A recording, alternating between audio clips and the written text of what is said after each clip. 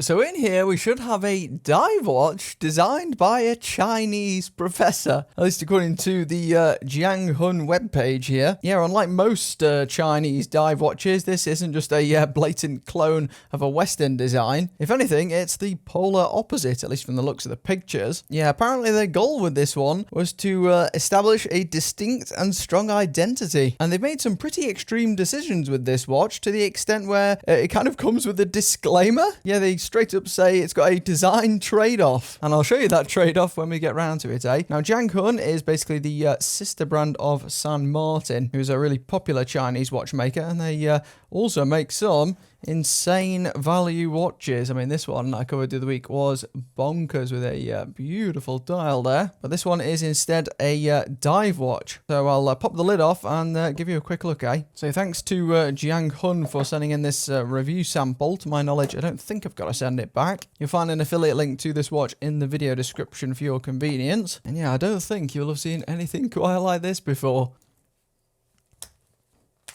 And look at the shoulders on this thing. Now I'll get the plastic off and I will show you close up. So yeah, supposedly this thing was at least created in some sort of partnership with Professor Li from Sichuan University, of which I, of course, know absolutely nothing. And while it has some obvious commonplace diver features, I'd hazard a guess you haven't seen one that looks much like this before. Now, the most obvious peculiarities are, of course, those sections of the case that kind of jut out like that. And to some extent, they have left this watch with a really narrow width, which I'll show you in a second. And they also just give it a really unconventional look here. Kind of like the reverse polishing and brushing from what you'd usually expect. You can see here we have like a couple of polished flat edges towards the bottom of the lugs, really unusual. And then the bracelet here is like nothing I've seen before, not a clue how you would exactly describe this one. Has semicircular central links popping out there. And yeah, they sound quite proud of the rest of the bracelet. I mean, quality-wise, this thing feels fantastic, as is often the case with some of these Chinese watches. And as for the dial, this thing looks exceptionally clean up close. Not sure how well it comes across on camera, but yeah, it is very neat indeed, a bit like the last Jianghun I tried. Now, as for my overall first impressions on the design, it is peculiar. I don't hate it, though, at least not in this colour. Now, this watch does come in two other colours, which I'm much less of a fan of. The first one, which I think is just straight up ugly, is the milky white. It looks like cough medicine or something, if that was turned into a watch. While the other enamel blue, that just looks kind of more standard and run-of-the-mill, really. Not sure why you would particularly go for that one. But this sunray magenta, as they're calling it, looks really, really nice. Quite an unusual tone, actually, for the dial on this one. Can't say I've ever quite seen a watch with that dial colour before, combined with that bezel there. Now, this particular model is the Jianghun JH0401, also known as the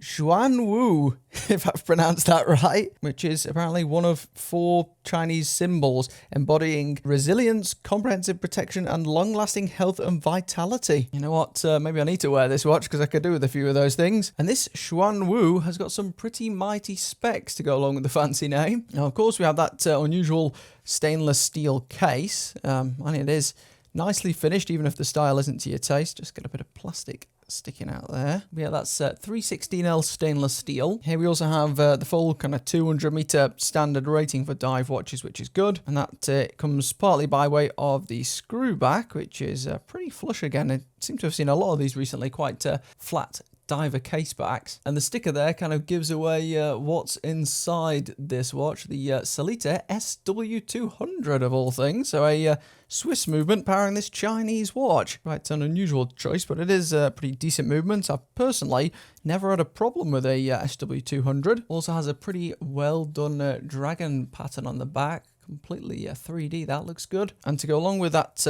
screw back, you also have a screw down crown here with like a cabochon style logo as well. But this is the area where they actually kind of warn you about in the listing, the design trade-off. It says here, due to the minimal protrusion of the crown and the tight space between the guards, operation can be challenging when screwing down or unscrewing. So be careful. They're giving you a little warning there. Now those crown guards are actually quite unusual when you look up close. You'll see they've got a little divot in each of them. So whether that's to allow you to get your nail in there, I'm not sure. But I do wonder how this is going to go. Yeah, they aren't lying. It's definitely more difficult than a standard crown, but it's not all that impossible, to be honest. Maybe they were just preempting potential complaints. Now, the reason they gave for doing this is just that they wanted to keep the case as sleek as possible and as narrow as possible. Now, one thing I will say is when you are screwing this back in here, even though the actual motion is okay, you do kind of scrape a little bit against the rather sharp section on the bottom here of the crown guards. It's, yeah, can definitely feel that on the edge of your fingers. Not sure it's quite sharp enough to cut you, but it's definitely noticeable. As for the operation of the crown, feels really responsive, which is good. But yeah, screwing it back in there, that's where you might run into a little bit of difficulty. We've also got this fairly nice looking bezel here. Has a rather unconventional grip style too. Not the usual coin edge. I'm not sure exactly how you describe this one. Now they're saying that this is actually a sapphire insert here, which it definitely looks like. And it should be 120 clicks. So let's give this a go, eh? And yeah, it is unidirectional. Yeah, really good bezel actually, that. Very satisfying to use.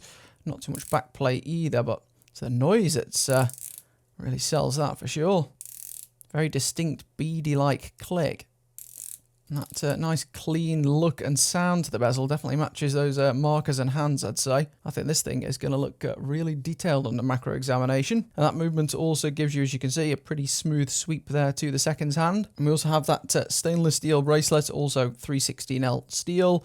Has a nice milled clasp, as you'd hope for. And it's also got this kind of latest generation ratcheting style clasp here. So you can make some adjustments on the fly. Now, this one isn't my favourite mechanism. I just find it a tiny bit harder to use than some of the others. But it does give you, as you can see, quite a good range of adjustments there without the need for tools or holes. And then you can just kind of release it by pushing it backwards in that direction. So not too bad to use, actually, but maybe not quite as easy as the other mechanism where you can like lift it up and slide it, but overall pretty good still. And no obvious tolerance problems on this bracelet, so hopefully that's being weeded out of some of the San Martin watches. This being, of course, a San Martin sister brand, effectively. Whether they're manufactured in exactly the same factories, I really don't know. Now, I'll give you a close-up here of this magenta one. You can see what I mean about the markers and hands. Certainly look very, very clean. And they're specifically listing on the webpage here how these are 3D cut Grand Seiko style in a way. I think the actual shape of these hands is a bit different than most Grand Seiko watches that I've seen, but it's more the kind of edging that they're referring to. They're not flat hands as is commonplace at this price. That price being at present £464 here in the UK, which works out as just over $600 US. But that is on a slight discount. Now, as to the actual discount frequency of this brand versus the likes of San Martin, I really don't know. It does have a normal price listed there of a bit more at £531, which is about $700 instead. So you're definitely wandering into bigger brand territory there with those prices, which just tends to make these lesser known Chinese brands a bit of a trickier sell. And this model does have a really good sapphire crystal on this. Yeah, they're saying here it's got 2 layers of blue anti-reflective coating, and definitely does its job. This one is reasonably domed there, as you can see. Just like a standard dome rather than a boxed shape. Although it does come up at the edges as well, so maybe it's 2 in 1. But the final result on this one is just as clear as most mineral crystals, as you can see. Still looks nice and punchy and saturated. Now, one of the main reasons I was interested in checking this one out is because it had a pretty narrow listed width. It's only a 37mm with a 39mm bezel. Now, I'm not sure exactly how to measure this one because of all the bits sticking off the side. Almost looks like a dinosaur in a way. If I measure here, for example, I get like 39.2, and I can't get past the bezel, obviously, so it's hard to judge. I imagine it probably is about 37mm case, and we'll just double check. Yeah, it's at 38.8 I've got for the bezel. As As for the other measurements, the lug-to-lug looks relatively short on this one, 46.6. And while it's reasonably thin, it doesn't, to the naked eye, look super thin by any stretch. Yeah, 12.6. That's including that domed crystal. And the bracelet width, for those wondering, maybe isn't as wide as you'd think. 20 millimeters it seems to be there. And the wear experience here seems to be much closer to that 39mm bezel than it does the 37mm case. Now my wrist is at 6¼ inches, so I've got a pretty small arm. I could maybe just about get away with this, but it's certainly pushing the boundaries for my arm. I reckon this is probably best suited actually to medium, maybe even fractionally larger arms. Now, some of that is just the bulk kind of here near the lug area. In some ways it reminds me of that kind of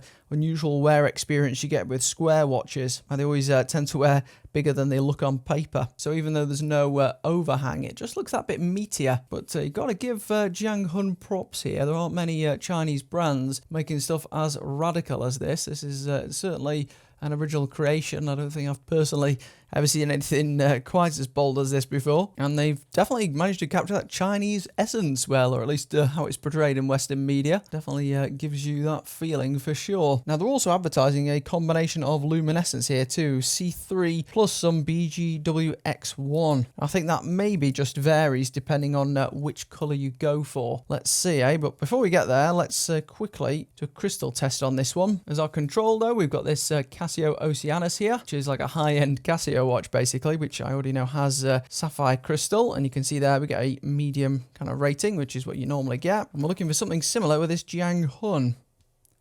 And yeah, we get maybe one notch lower though, no matter how hard I press there, but that is sapphire crystal. Mineral glass typically only gives me about a notch of 1 at most on this diamond selector tool. And the lume looks to be pretty good on this because I haven't even turned my torch on yet, but you can see it fairly clearly. Yeah, usually this UV torch is what really sets these watches alight. It almost looks like the whole bezel's lighting up, but I think it is just the numbers and markers there.